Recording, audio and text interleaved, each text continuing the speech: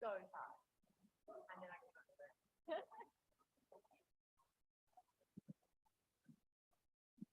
Do a duet? If I could turn. If I were a carpenter and you were a lady. I think you're gonna sing shirt. If we could turn. No, not shirt. I'm not wearing that. Right. Oh.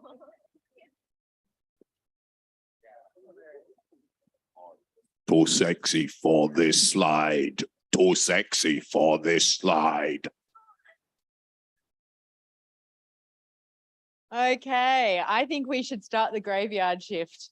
Thank you all for being here at the last session of the day. This is a BoF, a birds of a feather, and that means all bets are off. It's very easygoing. You can ask questions wherever you want. You can interrupt us. We don't care as long as you're here. We're here to hear your feedback. You can't interrupt me. Oh yeah, I can. No, you can't. So we're gonna. I will interrupt you. Oh no. There's no one online. No. So we're just in the room. There's no one online. I'll tell you a little bit about what we're going to do today. I'm going to hand over to George Michelson in a second, and he's going to take us through briefly a little bit of a history of mailing lists. And that is because what we're exploring here today is the MVP of the Orbit community online community platform, which is built on the infrastructure of mailing lists. So it's important to know where we've come from. Then I'm going to take you through the Orbit. I'm going to give you a demo. I'm going to tell you about some of the features, about how we got there. And then we're going to have a quick chat with Sharada, who is here representing the APNIC Fellows Group, who have been using this platform for a little bit. We only paid her a small amount of money to say how wonderful it is. No, she's going to be very honest. But without further ado, I will hand over to this grizzled old man to tell us about how things used to be in his day.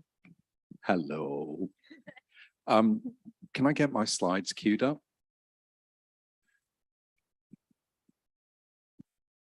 So I was thinking about what to call this, and I decided I was going to call this talk Lists Plus Plus.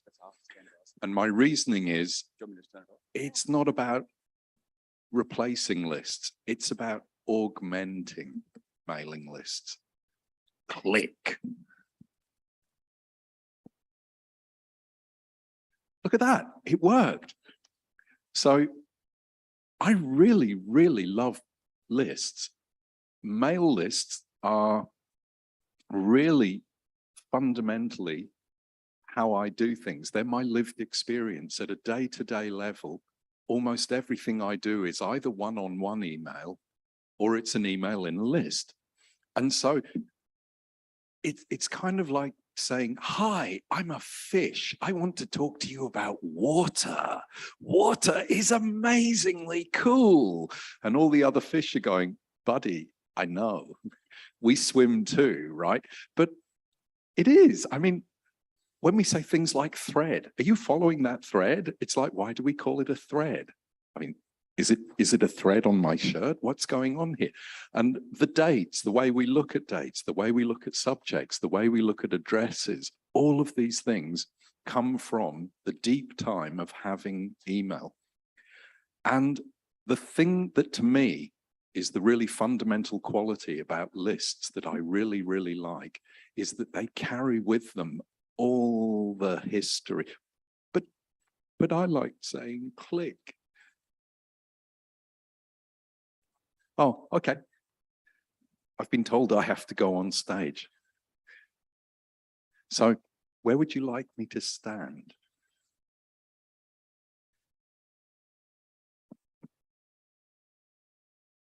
So Goldilocks tried the middle chair, but it was too big. So I'm going to have to be in this one because I have to look at my slides because I don't have fold back. So the history that comes along for free when you have a mailing list, to me, is absolutely transformative, because it means you're looking at a current piece of conversation and you can go back in time and see what the roots are of this conversation. Why are we here? Why are we down in the weeds in a thread? What happened before? And I do that a lot because I kind of drop into subjects in the middle of the flow. I mean, Bertrand might have been mailing for 6 weeks and I finally see something in a subject line saying, will you people stop arguing about this policy? And I'm like, wow, where did that come from? And so you look at his message and you think, there's nothing going on here. What's before that? So you go back a few and back a few and back a few and back a few. And then you go, oh yeah, he's really been seeing a lot of strange conversation. So I like being able to look back. So there's this other thing. Okay, it's the asynchronous thing. You know, I don't live in the same time zone as a lot of people I work with. They're in Britain, they're 8 hours behind me. They're in New Zealand, they're 2 hours ahead of me. Actually, they're a lot more ahead of me in many ways. But the thing is, they're not near me. And so one of them can say something at the end of the working day, and I can pick it up when I get up, and it's carried forward. You don't have to be there all at the same time to participate in this process. I think that's fantastic. I really love lists. I mean, at Rude at the bottom, I just love email. And this has a lot to do with the fact that I'm very old.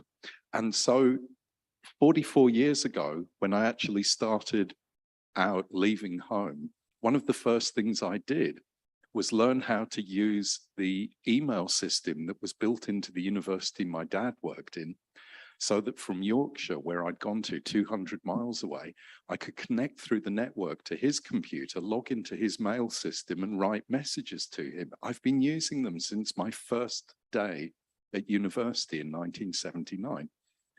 And all these things that have come subsequently, instant messaging, forums, blogs, all of these things, they all kind of have their roots in the way email started. And I really, really value that we still do this stuff. You know, things that I learned, muscle memory that I learned as a teenager still works. It's amazing. So if I show you something like this, you just instantly know what it is. You know it's an email, right? I mean, it's green. It must be an email. Why else would it be in green? But more seriously, it's the most primitive form of communication that we have right now, that everyone who is online has access to. Okay, technically you could say it's SMS, but the thing with SMS is that it's really hard to do in big groups, whereas this is really easy to do in large disparate groups, and to have an access method with an archive and all these other features kind of has some weird behaviors. So if you really love email, you actually wind up turning off a lot of things that people do all the time. You know, the rules about how to be bold, star word star, or to italicize it, underscore word underscore, things like that, they don't always work well. And sooner or later, you just send words. So you might find that you're getting messages that are never longer than about 72 characters long. It's because the mail system has a rule that says if it breaks 80, we're going to fold the line. And that winds up creating states where people think, you know, I don't like it when it's folded. I think I'm going to try and stick to smaller sentences. Me talk simple, much better. Yeah. So it does that. And it comes with a set of other things, which are the models of how people actually behave with lists. So rather than you listening to me, if I do one thing today, I want to get you to think about looking at one document. And this is actually a very old document. It's published in 1984, but the roots of this document lie in 1972, when a computer scientist in America called Norman Shapiro, he'd graduated, he'd got his PhD in 1955, and he'd been thinking about how people communicate. Scientific papers are written, speeches are given. He thought about how people talked on this new technology. And he was really amazed how some lovely guy like Bertrand that normally would be beautifully polite and eloquent will shake his fist metaphorically and say rude, outrageous things in email. And he was, why? Why are we all savages when we get online? Why are we so rude? He started asking these questions. Why do we do things like flaming each other and being really horrible online? And it's actually the first analysis that got any formal standing of the etiquette of communicating online. And things in this document from 85, you look at it and you'd say, wow, that's exactly the same problems we have now in terms of behavior in the community. It's really interesting. We haven't changed. And it has a lot of really good language about ways we should behave. We should love one another. I mean, it's kind of that simple, but you know, it gets a bit more detailed than that. Maybe you should step away from the keyboard before sending that message. You know, things like that. Think about the tone of voice that you're using, things like that. I love this document. So here's my confession. My name is George. I'm 61 years old. And about 40 years ago, I was thrown off a public policy mailing list for being rude. The funny thing is, the other guy was thrown off the mailing list too. He now works as a senior government advisor to the UK in national security, internet addressing and domain names. So, you know, there's a road back. You learn, you grow up, you learn not to behave stupidly. Well, he did, I didn't. But the thing is, it's better not to behave like that. So, up comes Sienna and the UX people and everyone saying, we want to build a community. We want to build a sense of place. We want there to be a there. Where are we going to talk about this? I know, let's talk there. Okay, but what about all those other people who are talking in other spaces? Yeah, we'll get the room next door. We'll make a room for ourselves over there and we'll start the conversation. So we've been there before because email, it had to bump into this thing called Usenet News, which was kind of like email, but it kind of wasn't. And so we learned a long time ago, what if I want to make a community and I want to bang 2 bits of software together? What happens? Well, what happens is I send an email message to the list saying, hi, I think we should be talking about community building. And Sienna sends a message back saying, hello, this is Sienna's email. I'm afraid I'm on holiday in Singapore at the moment and I can't get back to you. But if you'd like to speak to me, please pass a message on an email or think about phoning me on the following mobile number. And that goes to the mailing list and a copy of that gets sent to everyone. And then it gets sent to Sienna. And Sienna says, hi, I'm sorry, I'm not here. I'm afraid I can't answer your email, but if you'd like to talk to me. And we have had years of these messages bouncing between systems because we didn't think about how to manage them. We know about this stuff, but the thing is, none of these problems, none of them mean you shouldn't do it. It's worth doing it. It's worth gluing together some of the things that old people, very old people like me do.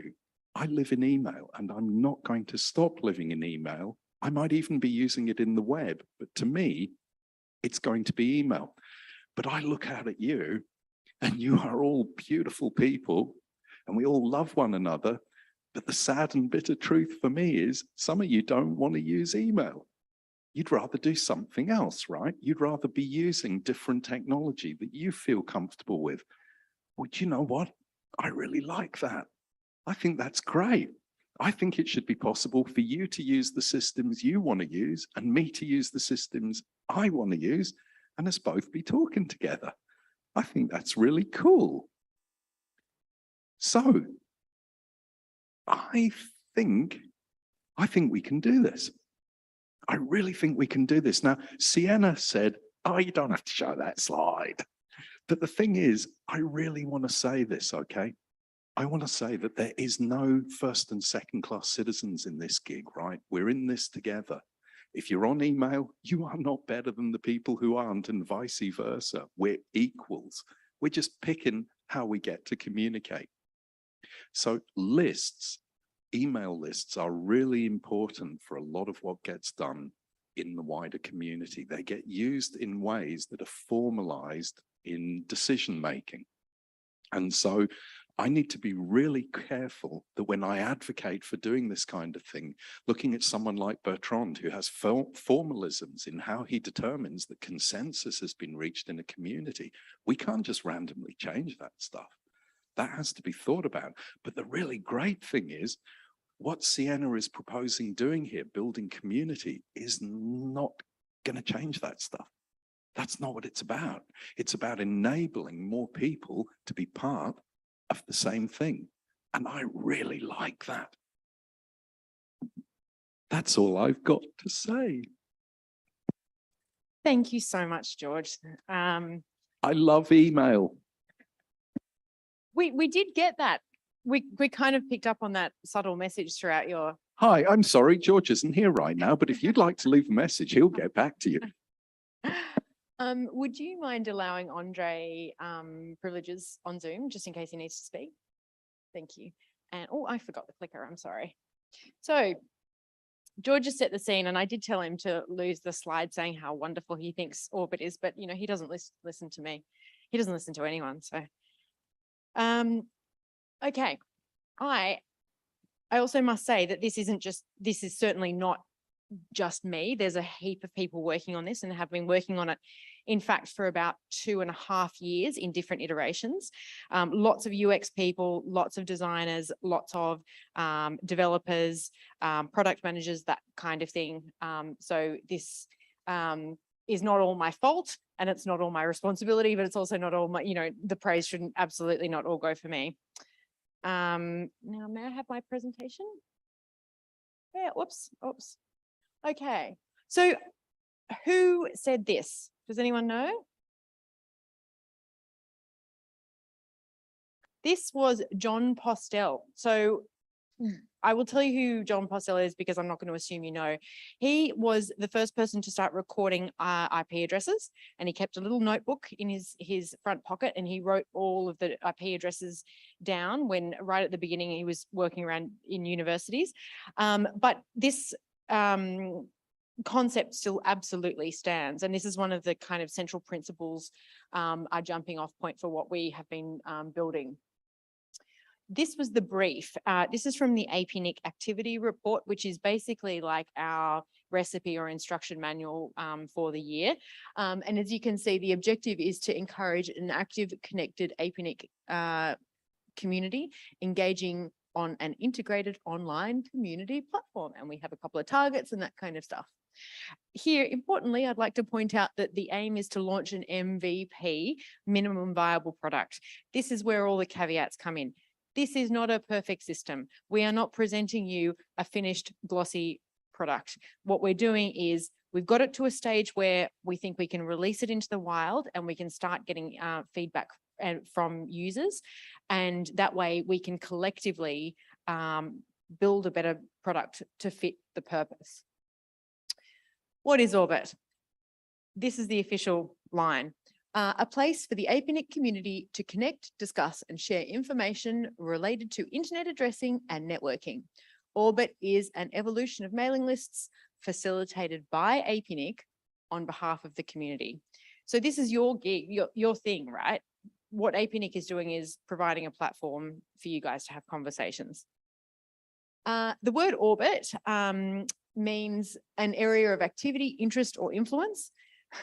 We spent a very long amount of time looking for different names, things that were appropriate in different languages and cultures, things that hadn't been taken, and Orbit was really where we got to, and I quite like it really.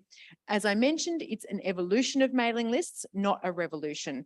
One of the great benefits was we were building on existing infrastructure, and it is an open source platform, which means once we fix up everything, we can release it back into the wild, and other communities can benefit from the work that we've already done. As I mentioned, the MVP launches with new features and a bigger focus on user experience. So a little bit of background, I mentioned that we have been working on this for 2.5 years. At the beginning of the process was actually kind of pre-pandemic. And so knowing that we needed to provide the community with a better place to connect online was actually incredibly timely. And it became more important as the pandemic kind of decimated all of our travel and connection and things like that. We did a lot of research, consultation, testing, and development. And then we did more research, consulting, testing, and development. We reviewed multiple different approaches because we really wanted to get it right. Now, I've got 3 images here of houses. And if you have ever spent any time with Australians at a dinner party, you will know that inevitably we will start talking about real estate. It is so boring, I can't even tell you. But in this case, the analogy is quite useful. We really narrowed down to 3 different approaches. One was build from scratch. One was get something out of the box and try and customize a little bit. And the other one was renovate the existing. So build from scratch, we realized pretty quickly that that was going to be incredibly expensive. And also APNIC is not a software or a platform development company. That is not where our special sauce lies. The second option of out of the box, we investigated more deeply, and we in fact did some pilot testing of Tribe 2. But what we found was, although we could make it look shiny and fabulous, the bones weren't as good as we needed. And specifically, we had this issue of this history of what was going on in the mailing list, these archives of incredibly important legacy discussions that really chart the history of the development of the internet in the Asia Pacific and why particular decisions were made. We were not going to be able to bring that into an out-of-the-box system. And so it just meant we couldn't do it. So it really just left the renovate the existing. And anyone who has renovated knows that every time you start renovating, you discover more and more problems. But it does mean we saw early on that it had good bones and we could essentially save time and money by building on what we have and then get to the place and continuously build. We're not going to finish renovating and then stop renovating. Okay, so we're going to do the live demo now. Hi everyone. Firstly, excuse my voice. I have a bit of a cold, so I might sound a little bit dull, but I'll do the best I can. So, up until now, this is the way you guys would have dealt with mailing lists. Basically, you get everything through your email client. You get a list of all the various lists that come through, the various topics that come through on your mailing list, and you can then obviously read them and reply to them.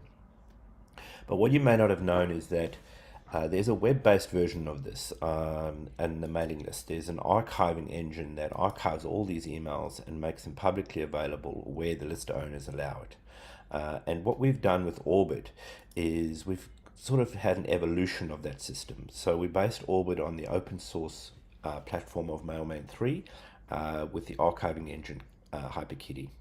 And we've added additional features to Mailman to give more of this community feel. So I'd like to take you through some of these new features that we've added and some of the template redesigns that we've done. So as you can see here, this is the news feed. So this is something that the original system does not have. And what it does is it aggregates all the activity that's currently happening across all the various mailing lists and displays them here in this news feed. So this will be the first page you land at. Then what you can do is you can also make this a little bit more compact so it's easier to read. You can click on any one of these discussions and go and have a look at it. You can see some of the activity that's been happening around this discussion. You can see some of the participants, and if you'd like to participate, assuming you're logged in, you can then also reply and participate in this conversation. Anything that you do reply to will obviously still use the Mailman system, and what that means is that people will receive emails and they can reply via those emails as well as view it on the web. So you can go back to the mailing lists. The other thing you can do is on the left here, you can see your list of subscriptions. So these are all the mailing lists that I've subscribed to. And then if you want to, you can go and visit any one of them.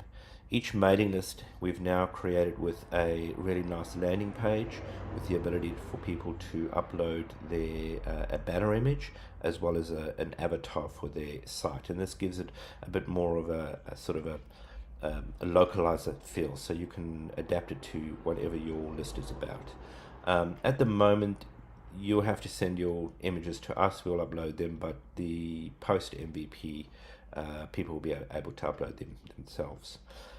So here you can see the list, the conversations that are happening at the moment. You can click on any of them to read and participate. You can also go to this threads by month and have a look at these lists categorized by month, so you can browse through, you know, certain dates to find what you need.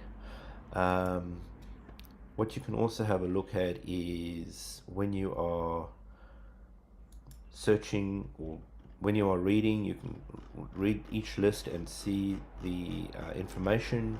You can see that it's threaded, you can see who's talked and who is talking, so it's quite clear who's answering who and you don't get lost. As I mentioned, on the right hand side, you can have a look at the conversations that are these statistics that are here about this particular list, as well as whoever's participating in these lists. And you can also, if you want to, you can also vote on these. So these are really more just a matter of a like. It's not really a vote. It's more of a yes, I like it or don't like it. Doesn't really mean anything. Very similar to Facebook. It's just a yep, this is cool, that's not cool type situation.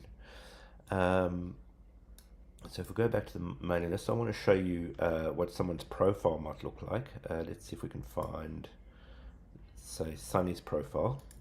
So we've also enhanced the profile pages of Orbit. So what you can see now is you get a lot more information about who the person is and what activity they're doing. This gives a bit more of a community feel, and you can sort of reach out and get to know who the other participants are in this community. So for example, here you can see that Sunny's posted more than 2,000 posts and over 1,000 threads that he's started. You can also update his read about him and his about me information. You can have a look at the subscriptions that he belongs to, and in this particular one he belongs to a lot of them. And you can also see the latest posts that Sunny's done. So we've definitely enhanced the profile page, and we'll continue adding new features to this as we move forward. The profile page is also editable by yourself. So this is my profile page. Because I'm logged in, I can edit it. I can update these details by clicking here, and this will take me to the APNIC login. These details are editable and they're globally available, and you can turn on whether they show up here or not. And then the about me section is just here. You can just add in anything. This is my profile, updated, and then you can press save and it'll be updated to the community. Additional information about what you've been up to, your subscriptions, your posts, threads you've read, and some places that you may have voted on are also here and made available.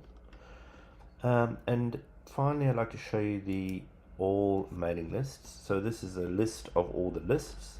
So you can search here for various lists. You can sort them by different categories, so most active, by name, etc. So here you'll be able to see the lists, and as I mentioned, those avatars that you uploaded, they'll be shown up here. So some people have logos, others just have avatars that were created. So whatever the list owner decides will show up in the list side here. So you might be asking, well, how do you find Orbit? How do you get to it? At the moment, we're putting in footers for all the emails that go out. You'll be able to click on the footer. There's a link in each footer email that goes out. This will be available probably today or tomorrow. And then the best way other than that is to go to APNIC, go to community, and click on Orbit. And that's where you will find Orbit. And that's it from me. Thank you very much. Thank you, Andre. And Andre's actually online, so if we have any dev questions, he can answer them for us. Oops. Hi, everyone. Oh. Firstly, excuse me. So just to go through some of the key changes, because that was wonderful, but it's also really nice just to be really clear about them.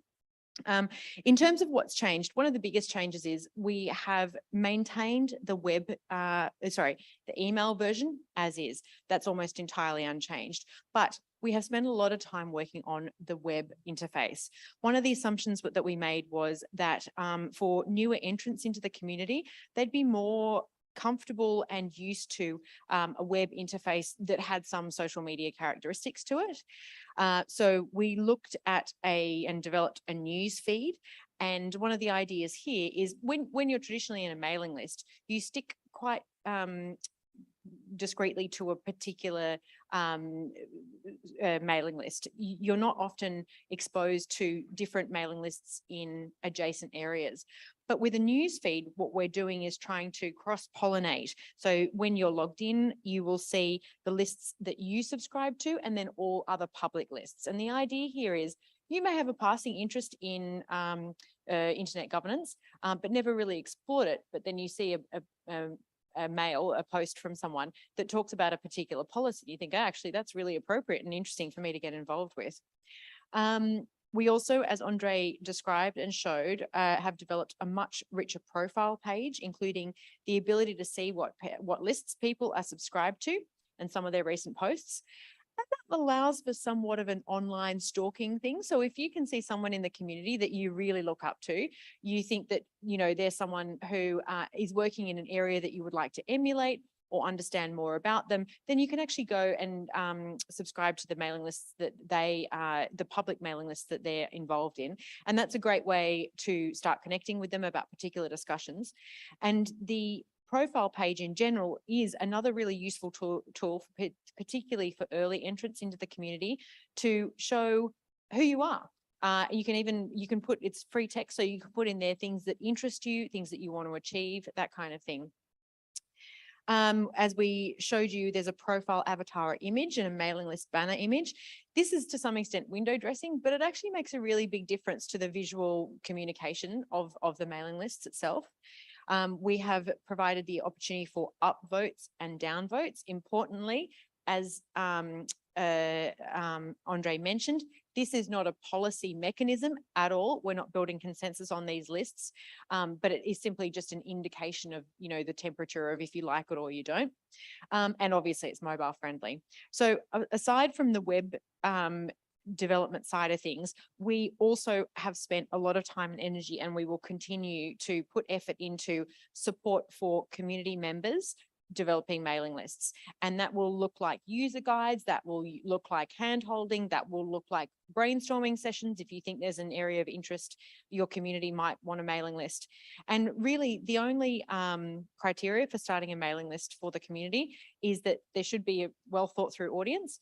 There should be content that you know that will be regular and sustainable, and that you can describe exactly what it is that you want to achieve by it.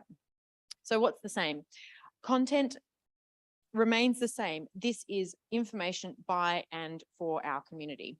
Email version, as I have banged on about, is almost completely unchanged except for some footers that are coming on, which will help people get onto the online platform.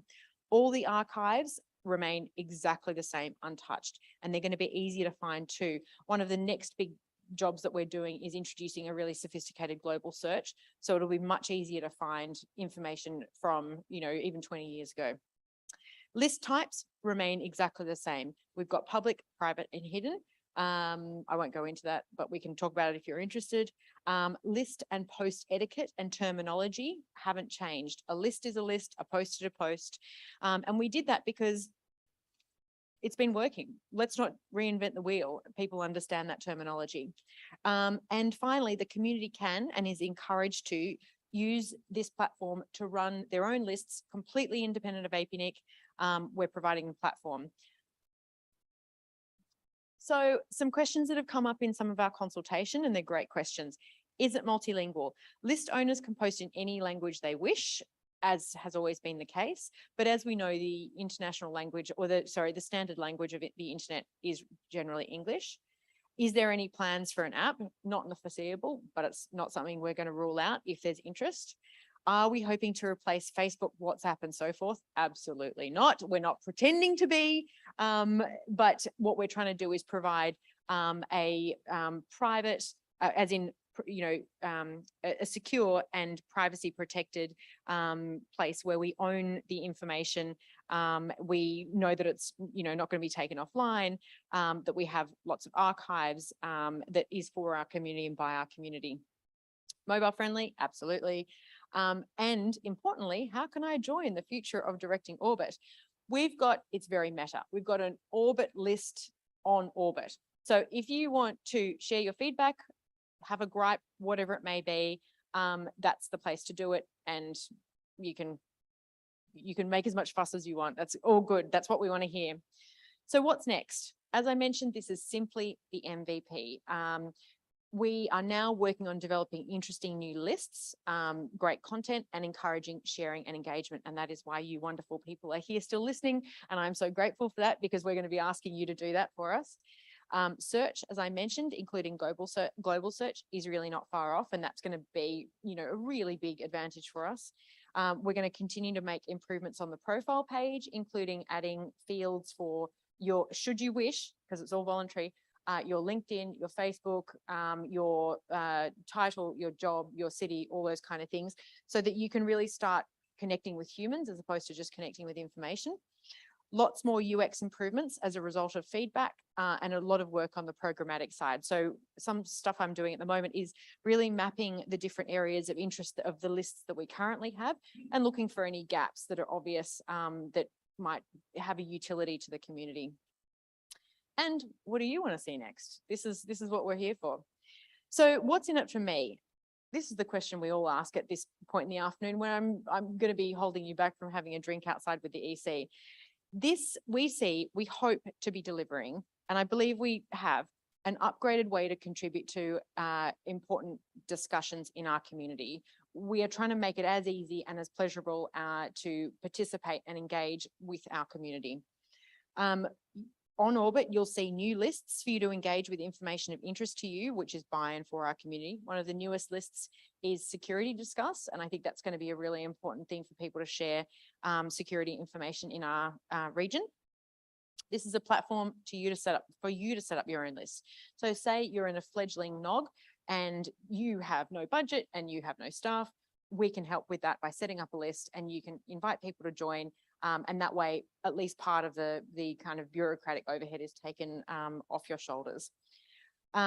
We also are giving you the opportunity to suggest features and functionality and help build Orbit for our community needs, and the opportunity to connect with your peers and build your own profile. And I think that's quite important for people here who are looking to create a profile in the community, because they want to be leaders in the future, and you all will be. This can help, I think. So I mentioned before mapping some of the list areas, and this was really interesting to me. We had so many lists, and a lot that had been lying dormant for a really long time. What we did was look at kind of the areas of interest of the existing public APNIC owned list. That's where we started. And these are kind of the thematic areas that came out. Really quite obviously, tech was a big one, but then also community was a really big one, internet governance, and that's where lots of the SIGs live. And then we've got APNIC information, and APNIC announce is one of them. And then the foundation, we've got a couple of new lists that have actually started. So you can see in the red, these are newly created lists, and then proposed new lists in purple. And as you can see, particularly under the tech side, we've got training discuss, which I think should be quite interesting to lots of people, V6 deployment, DNS, DNSSEC, and product lists in discussion.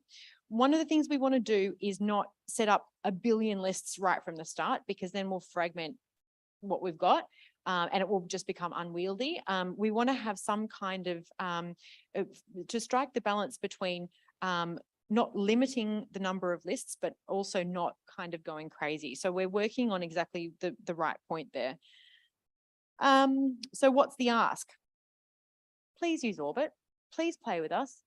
Tell us what's going right. Tell us what's going wrong. There is absolutely no way you can offend us, because this, in effect, is your platform. Give me feedback at sienna@apnic.net. Find me on LinkedIn, find me on Orbit, whatever you want to do. And particularly do reach out if you think that your community or you have a need to start a list, because we'd be very happy to support you. So now we can have some time for questions, but shortly I'm going to have a really quick chat with Shraddha, because she is being the spokesperson for the fellows who have been trialing the earliest version of Orbit, and I just wanted to get her point of view from what's been working, what's good. Is there any utility in it? But is there any questions at this point, or should we just keep going? Yeah, sure. Hi, this is Dhruv. One thing which I wanted to know was, like, as somebody who is already registered to mailing list, so I'll continue to get mails, and then I would log in to the system as well. So is there a way to avoid duplicates? Like, especially when I'm trying something new. So Yep. is there a way? So when you receive an email from a list that you're currently subscribed to, at the footer, there will be a way to link directly to that post in the web version. So what you would do, particularly if you want to avoid duplicates, is go straight to the web version, and then you can post there. You can also very easily change your subscription settings, and so you can get digests and stuff, because in our trials, we've found people going, I'm getting too many emails, and that's totally cool and it's good advice. You can go and change it to a weekly digest should you wish, those kind of things. We don't want to bombard your email. We want to make it as easy and enjoyable as possible. So if you can test it and use the avenue I've suggested, and if it doesn't work to your needs, then let us know.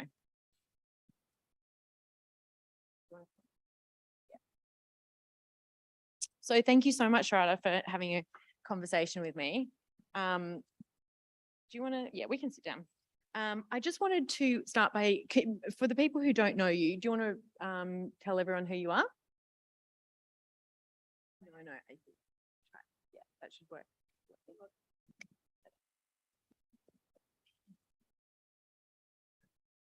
Can you hear me? Yes. Okay. Also, to answer to your question, so all the mailing lists that you're already currently subscribed to, if you click on them and go to the Orbit version, there are 3 options: the subscription option, new thread option, and the month-wise option. So the subscription option will show us that you're already subscribed. So even if you try to click on it and subscribe on it again, or in the Orbit version, it'll say you're already subscribed to this mailing list, so you will get the emails directly in your email. Yeah. Yeah. So hello, everybody. I am Shraddha. I am from India. I am a APNIC 54 fellow. Prior to this, I was a APNIC 52 online fellow, and I was mentored by Terry. And Terry, Sunny, Sienna, we've all been seeing them for the past 2 years. We've been interacting with them online. This is my first time seeing all of them in person, and it's been a wonderful experience so far. And yeah, so I represent the youth special interest group of the ISO chapter. I'm a board member there. And one of the main things that we try to do as the youth SIG is to bring voices of youth communities and the marginalized communities, especially in the youth sector, into the forefront.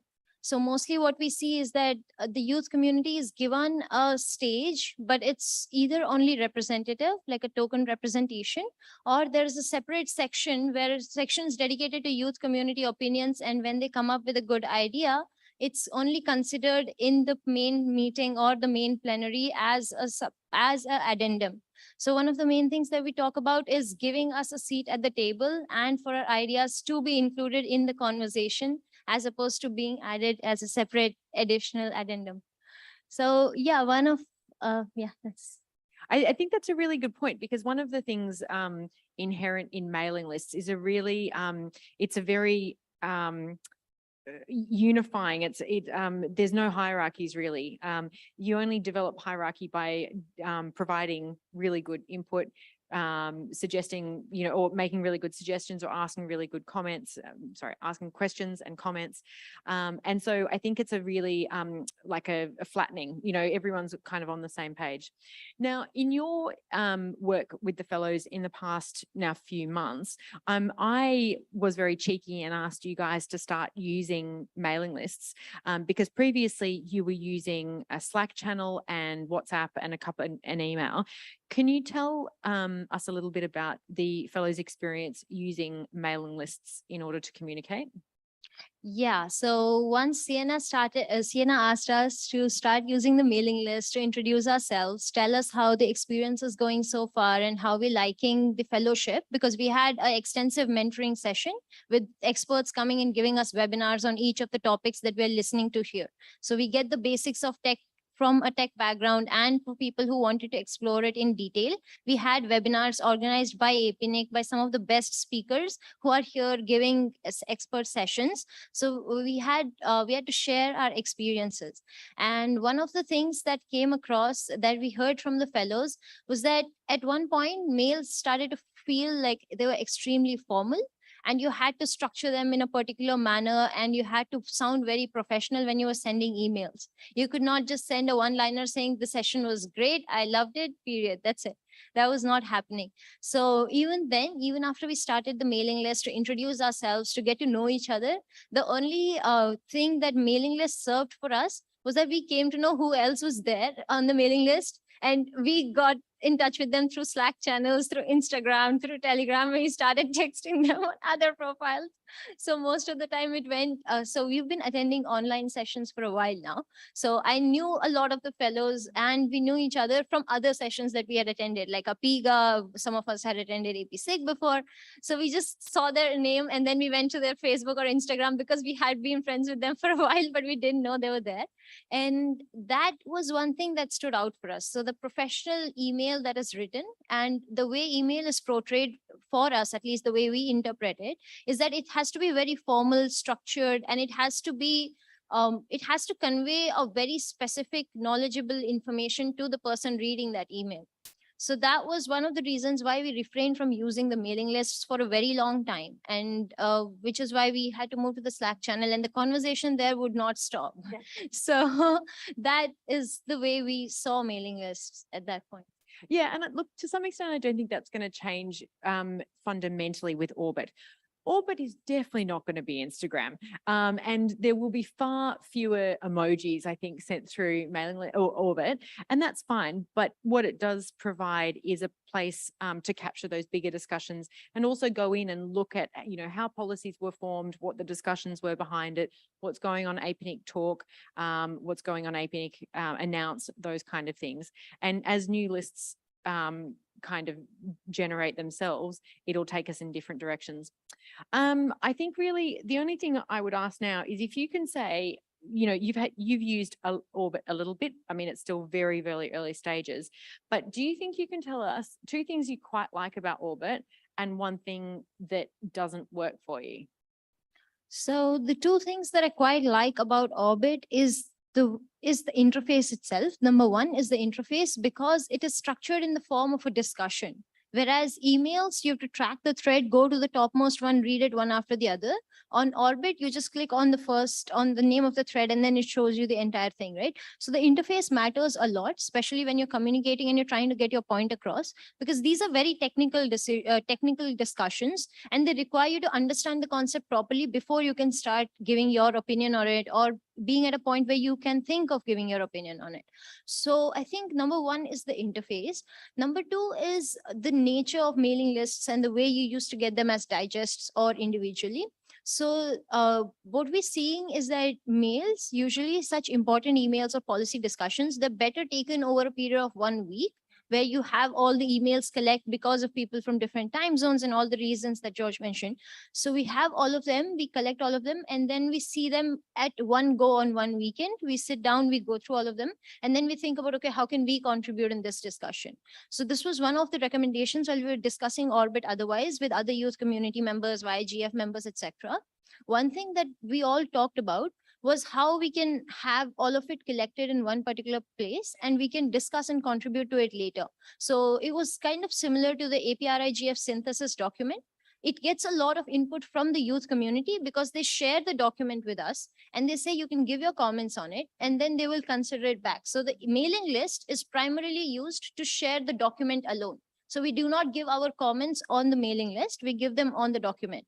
So we were discussing that if we were to start a discussion or a policy discussion, or if you want to bring the youth's opinion on the policy discussion before it's collected and then shared collectively, like taking all of those decisions, all of those comments together.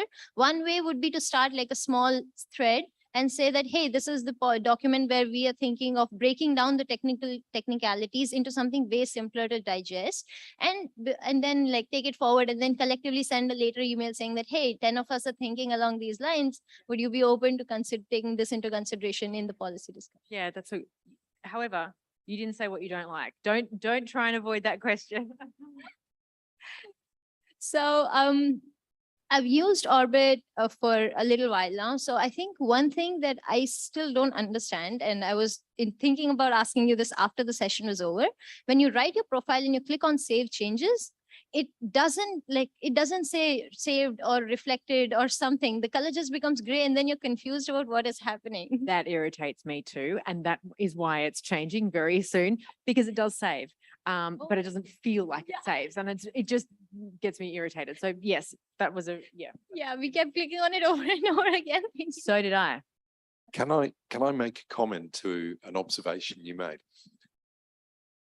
I very often caucus with my friends on Slack or Signal saying, oh, how do we want to reply to this message on the mailing list? And we will use instant messaging to work out a strategy for how we can present the face we want the world to see. And I think you're right that there is an aspect of mail, it kind of feels like it's a high barrier. I love using different modalities of communicating for different purposes, and being online live with people and being able to send wacky pictures and links to things and moving icons. I do that. I do it during work hours, but it's kind of horses for courses. And that sense of community, and it is community, it is really important. I love it. And it helps me work out how to be big and pompous and say important things on the mailing list in the right tone of voice. I practice it. So I think what you're doing is exactly right, actually, banging ideas around between yourselves and then coming forward with the position. Great. Thank you, George. We've got about 5 minutes. Are there any more questions, or should we? Oh, thank you very much.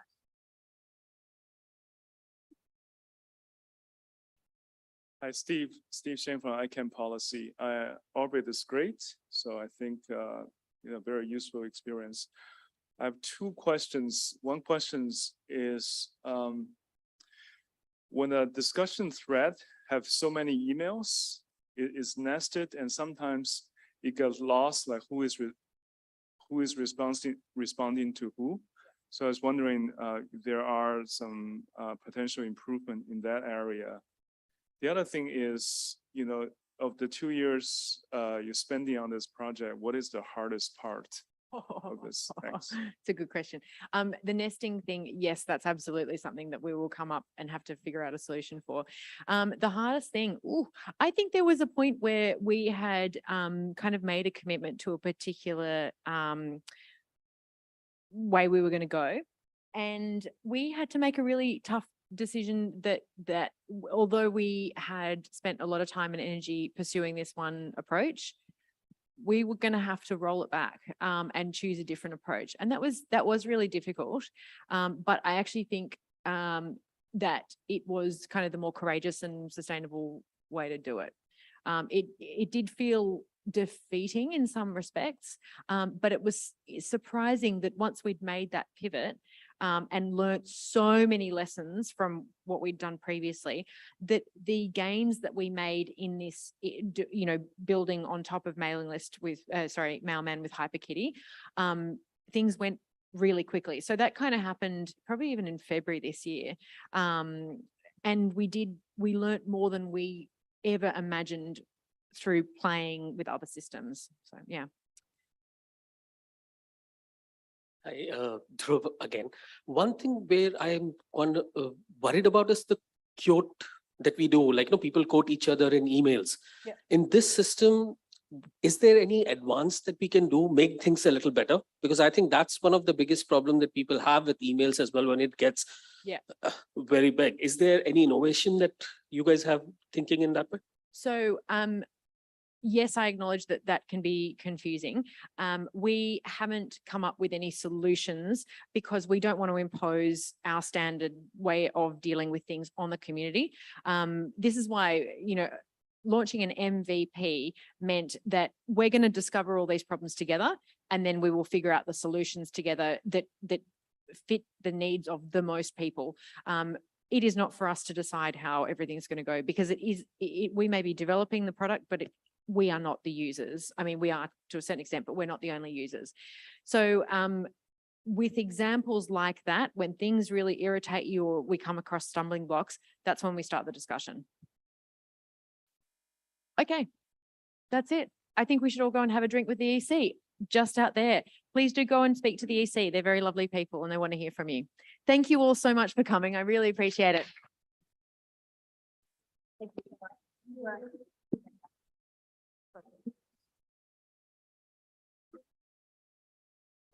much.